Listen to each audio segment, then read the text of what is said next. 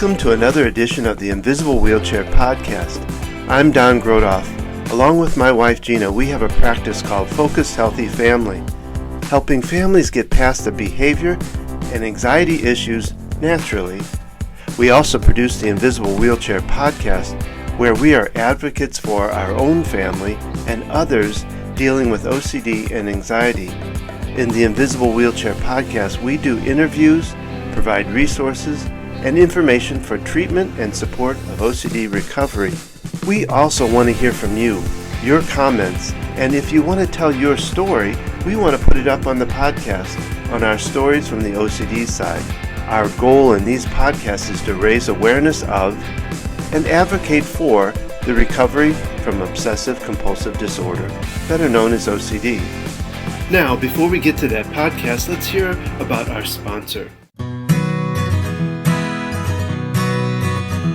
Today I'm here to talk about Q Science's sleep spray. Q Sciences has a number of different sprays.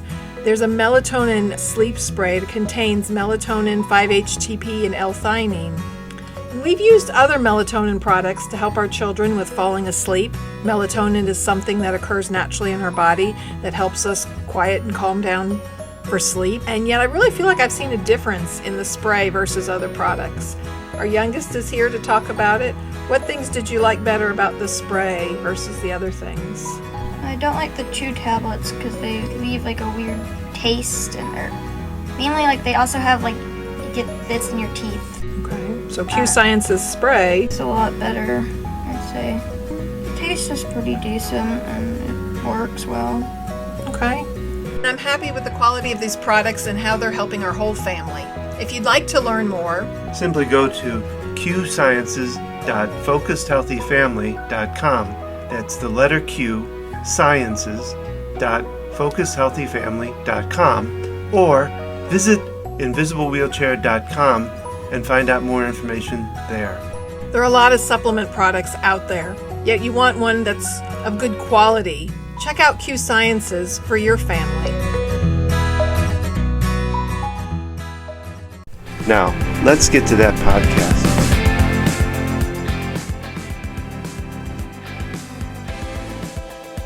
This podcast was recorded July 1st, 2022.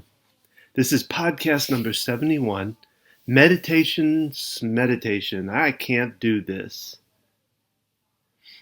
I say it that way because in working with people in my EFT practice, I get a lot of people, majority of people that say, I can't do that meditation thing.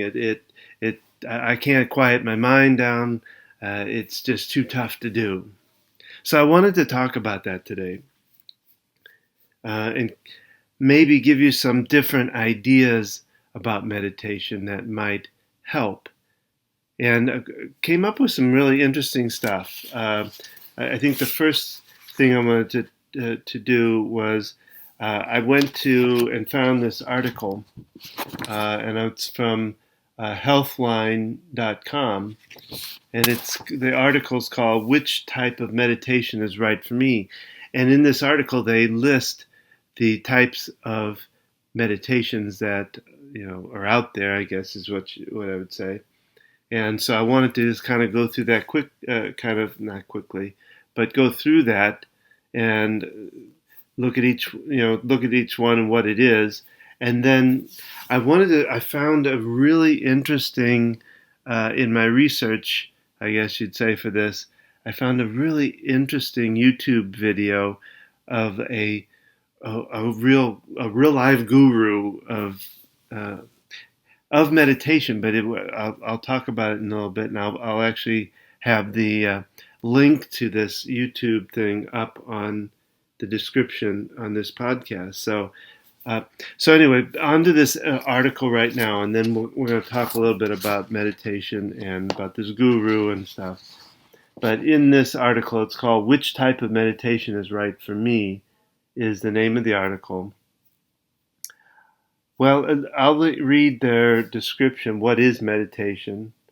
Meditation is a technique used for thousands of years to develop awareness of the present moment. So I think one of the things that we kind of have this myth about meditation, that it's the guru on the mountain that is doing the hum, hum, and I think that's something that I want to talk about. But the meditation types that they mention in here and they talk about in here, I'm going to list out because there's, let's see, 1, 2, 3, 4, 5, 6, 7, 8, 9 different types that they list in here, and then they briefly describe each one, and I think I can kind of give you descriptions of them too. The first one, of course, is mindfulness meditation. The second one is spiritual. The third one is focused.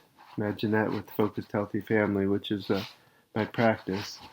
Movement meditation, mantra meditation, transcendental meditation, progressive relaxation, loving kindness meditation, visualization meditation.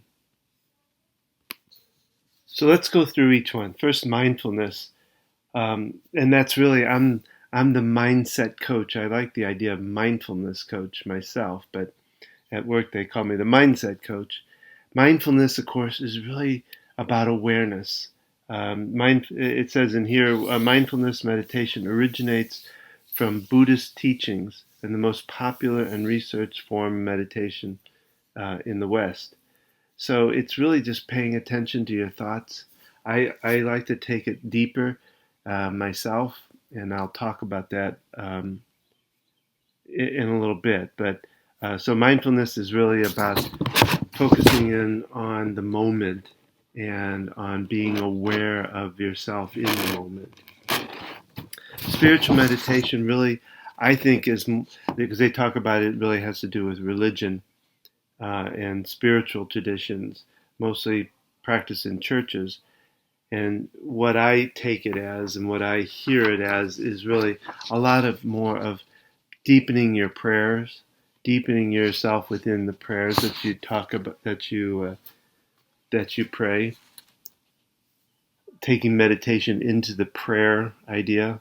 Number 3 is focused meditation, and that's where you're really working with your senses, really focusing in on one or more of the senses, breathing, touching, seeing, and focusing in and paying attention to. They mention here staring at a candle flame, listening to sound of a gong, counting breaths, moon gazing. That is what they. So, there's an interesting thing in one of the podcasts I did, and I'd have to remember which one. I might try to find and bring up where this teacher takes me through. It's not really a teacher; she was a counselor of some sort, coach, I guess. Took me through a step down of 5, 4, 3, 2, 1, and each one was taking a sense. So, what do you see? What do you smell? What do you hear? What do you taste? All that kind of stuff. Thought that was really fascinating. She took me through it in the podcast. If I can think about it, I'll try to put a link to that podcast too. The fourth one is movement meditation. And this is one I believe in, and we're going to talk about some more, but it's doing any kind of movement. And here they mention walking, gardening, which I think is Tai Chi, and Qigong. I think that's how you pronounce that, if I'm not mistaken. Number 5 is mantra, and that's the guru on the mountain going om, om. It's kind of chanting, usually just a sound or possibly a word, but doing it kind of quietly. They say here and here phrases too. Number 6 is transcendental, and that goes back to the form of transcendental meditation, or TM, that I know was really popular during the 70s. It refers to a practice designed to quiet the mind and induce a state of calm and peace. It involves using mantra and is best taught by a certified TM practitioner. Interesting. The number 7 is progressive relaxation, and that is a matter of going through your body, and I mean almost piece by piece. There's different ways. Some people get real in depth. They'll go down to a finger, to a hand, and it's going down from either top down or bottom up, and tensing up those different parts of the body, and then letting them relax, and taking a breath while you do it, using breath while you're doing it. And it's really kind of an interesting, and it really is helpful type of process to do. I've done it with clients before, where they just go through their body. You can do it in bigger portions, or you can do it, down to the more minute, like fingers, or even, something small. Or you could take, you do the head, the chest, the upper part of the body, or whatever. So it kind of depends on how you want to do it. Number 8 is loving kindness. And this one meditates using compassion, kindness, and love, tying love, and accepting love from outside yourself and finding love within yourself. And number 9 is visualization. And this one is another one that I've used that I really like. And that's imagining something, a place, a person, visualizing it, seeing it in your mind, allowing yourself to kind of go there, and then taking your senses into it, and really sense it, trying to be able to bring up for yourself what those senses feel like, even though you're not necessarily in those places. You're doing it through visualization. It can be very, very powerful. So like I said, did some other research on it. There's things out there now of course, you can find online that can help you to meditate. I even found them on YouTube. Like there's one up there, the Daily Calm, and there are all kinds of apps that will take you through this. Daily Calm has an app.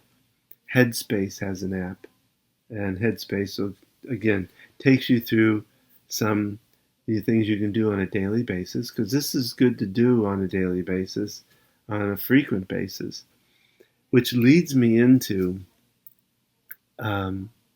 this. I believe his name is Sadhguru. Sadhguru. It's SAD, the letter H, and then GURU, and he has an app that takes you through some meditations, and I think he almost does more than that. But I watched an intro, and I've got the link. I'm gonna put it up on the description. But it was really interesting to listen. He did a talk, and he's this all white hair, kind of frizzed out, like almost like an afro in a way, frizzed out hair with a beard that follows suit. Same thing, but this big, white, nice beard. And he is dressed like a guru. I mean, like what you might imagine a guru would look like, in this kind of a wrapped around robe, all white robe. And I started listening to it. I was like, I didn't know whether I wanted to listen to it or not. But when I did, I was really glad that I did, because the way he talks about meditation is I thought was fascinating, and really fell in line with my own kind of beliefs or thoughts about meditation. Because first of all, he talks about the word meditation. He says it's an English word, and it really doesn't have any deep, background to it, a deep history to it, or meaning to it. He also says that, the variations of it, he called, one was dhyana. I hope I'm pronouncing it. It's Dhyana. And then he says there's Chan with Chan, and then Zen. All of those are really just variations or another words for meditation. And as I got into it and listened to it, I thought he was going to go into this whole kind of thing, or really take me through some big meditation. But he did a lot more talking than he did as far as meditation. But then you can get his app, and he does a lot of meditations there. And I've listened to just one of them, but what he talked about in it, I thought was fascinating, because he said you really can't do meditation, and he called meditation a quality gained by a process. That it's really about a process to get to a meditative state. And what I found fascinating about it, because he said that it's not something, it's not really to do a process is not about doing one each day necessarily. He said what you really want to get to is being the meditative state. That is your constant, that you're always bringing yourself there. You're always kind of there, is what it sounded to me like he talked about, is that it's a process that gets you to a state that you want to be in all the time. And he talks about it just kind of like I talk about it. And I was really, it kind of made me boost my ego a bit, I guess, or boost my, that the way he talked about it was really about tuning into yourself and being connected to yourself, not to anything else, not looking outside yourself for the answers, but knowing that they're all within yourself. And he put up this analogy using a flower. He said it. If you want, these are his words. I wrote them down. I think pretty much almost verbatim. If you want flowers in your garden, you don't sit there and do flower meditations. You really think about or meditate on or bring into your thoughts about soil, manure, water, sunlight. And through that process of, and I don't know that he said it quite this way, but actually those weren't his verbatim words. Those are my, what he does say. This is the verbatim part. If you conduct this process of these ingredients, the soil, the manure, properly, if you do it properly, flower and fruit is the consequences. So it's going, if you really want to be in a meditative state, it's the process of listening to yourself, tuning into yourself, seeing what's going on for yourself, and then bringing yourself to a place of acceptance on those things and awareness of those things that gets you to being in a meditative state. And then he goes on, he really talks about present time. And he talked about, today, in this world we have today, we want the flowers without the process. And he said, what you get then is plastic flowers, that are there all the time, because he said they have a 5-year guarantee or something like that, and I thought it was amazing, because he talked about it should be life oriented. He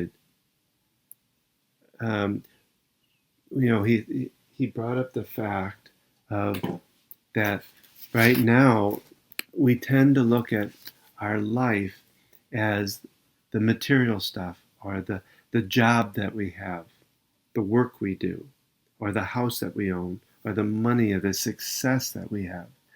He says that he really said that's really not what this is about. Life is, and he put his hand on his chest, it's about in here. It's about heart. It's about love. It's what life orientation is about, who we are inside, the life process that gets us to being who we are. The steps we take in awareness, the steps we take in tuning into ourselves. He said meditation really is an empowerment. Then he said something I thought was really interesting. To get to this place of awareness, when we really get to the meditative process, is when we find the space between our mind and body increases.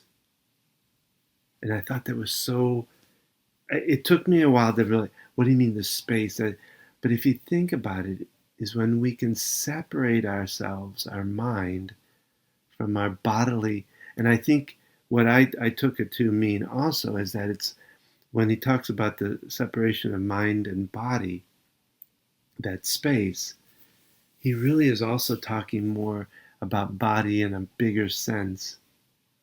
He's talking about the body as being the outside world, our environment. When we can separate ourselves from that, is when we can really get to a meditative, or really an empowerment of ourselves.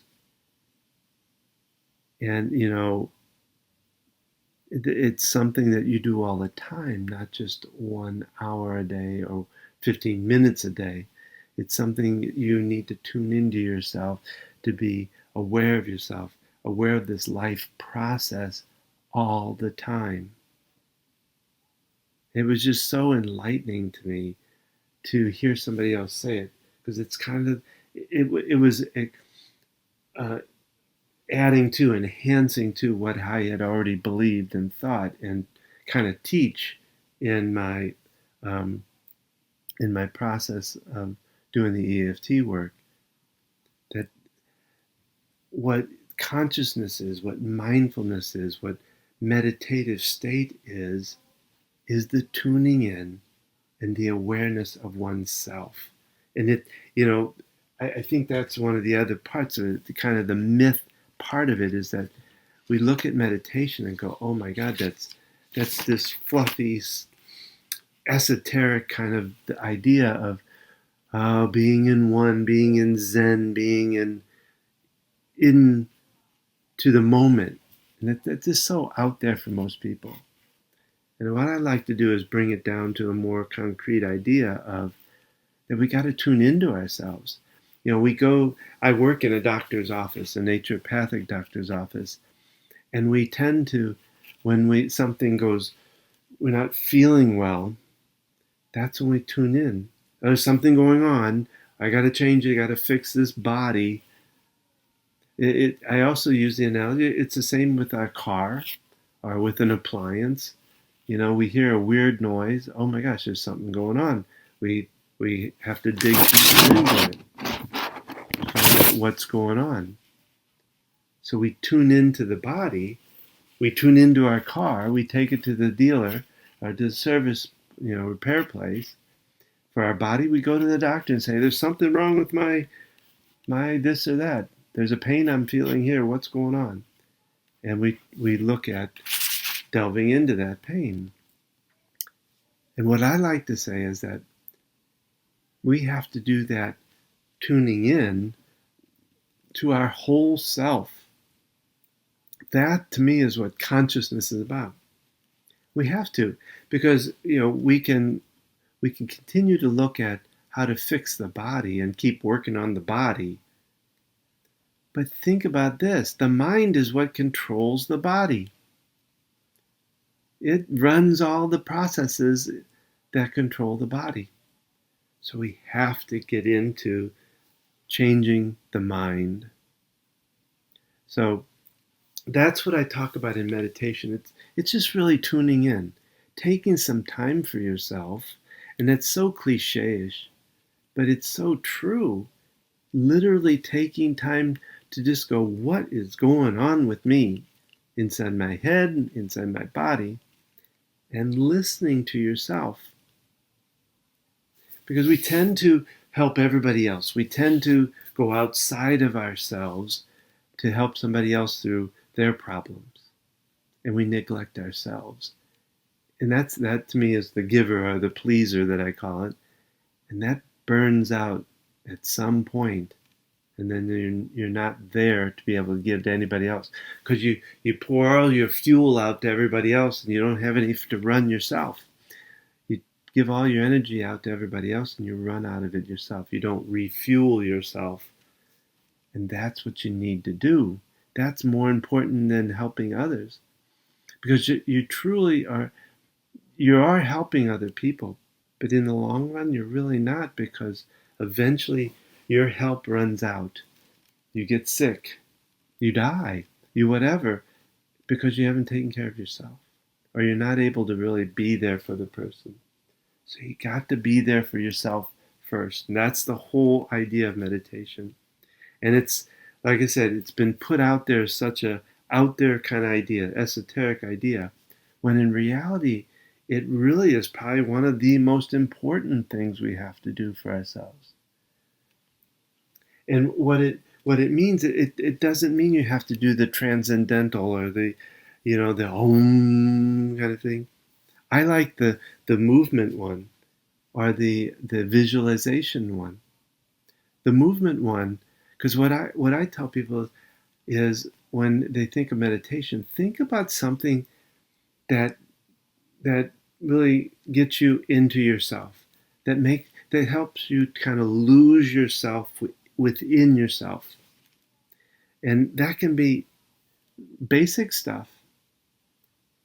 I just recently did a workshop from a friend of mine, Rita Garnto, who actually we interviewed her on I interviewed her on the Invisible Wheelchair Podcast, but I also did one on Focused Healthy Family Podcast.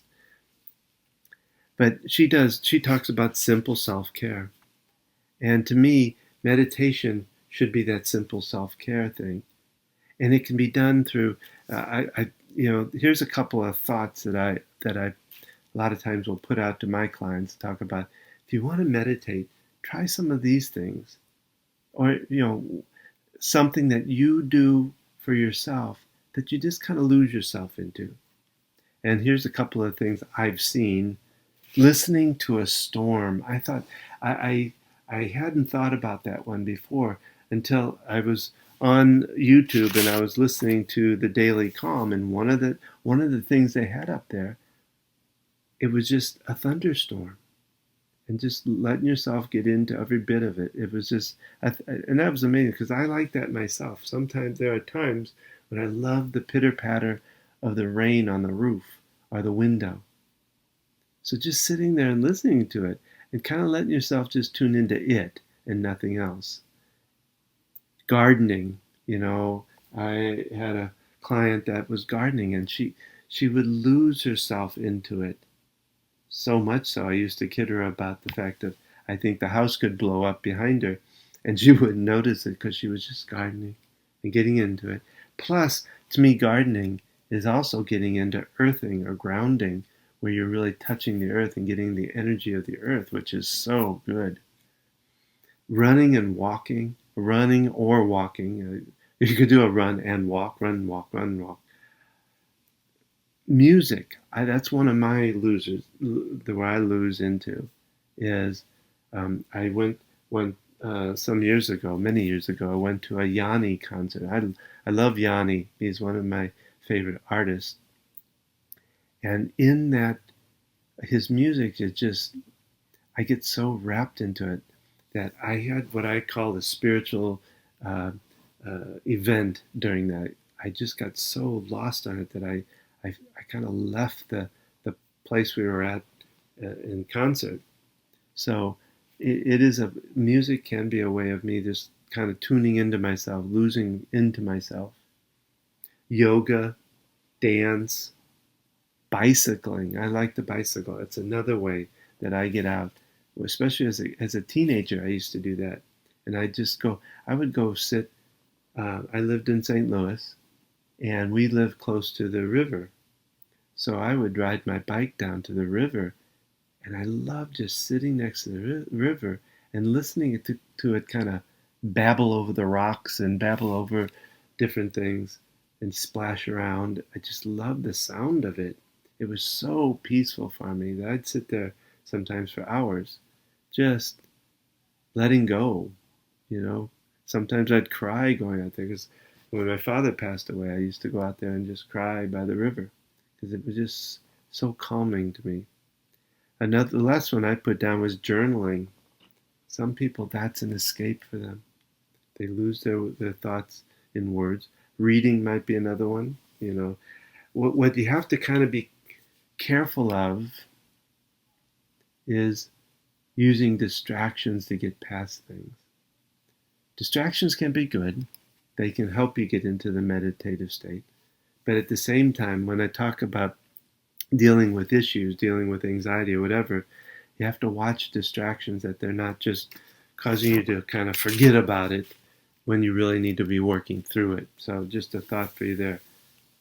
But that's really, like I said, I think meditation is a very important part of a person's life, part of their life process, because we really need to tune into who we really are. And again, that sounds very esoterical, but that's because we have a lot of power within us. And I talk about this in a lot of different ways, and even in podcasts, but we're a powerful being. We're a creative, powerful being. Our mind is a powerful, powerful, powerful tool that we have, and we need to be able to address it and check in with it and tune into it and hone it to really be able to create the kind of life we want. So I hope this was helpful to you, and I think I will leave it there. I'm going to try to put some of these, like this guru's link up there, just to see his YouTube and possibly, get his app, because I think it's a powerful app. I've downloaded myself to try to use. And I also may look up this other coach that did that one step down process of sense meditation. So again, meditate, use the tapping to help you get it deeper into it. And I can help you do that. Just keep that in mind. A good little shameless plug for myself here to help you through these things. And you take care. This concludes this podcast. We hope you will subscribe if you haven't already. Remember, we would love your comments, or if you have a story to tell, we want to put it up on the podcast. Simply go to invisiblewheelchair.com to do that. Don't forget to like us on Facebook at Invisible Wheelchair Podcast. If you or someone you know would like to be a guest, we love guests. So simply go to invisiblewheelchair.com and contact us from there. Gina and I are here to help you or your family get to a better place naturally. Simply visit focusedhealthyfamily.com for more information. Thank you for joining us on this journey. Keep tapping and focusing forward for a better way.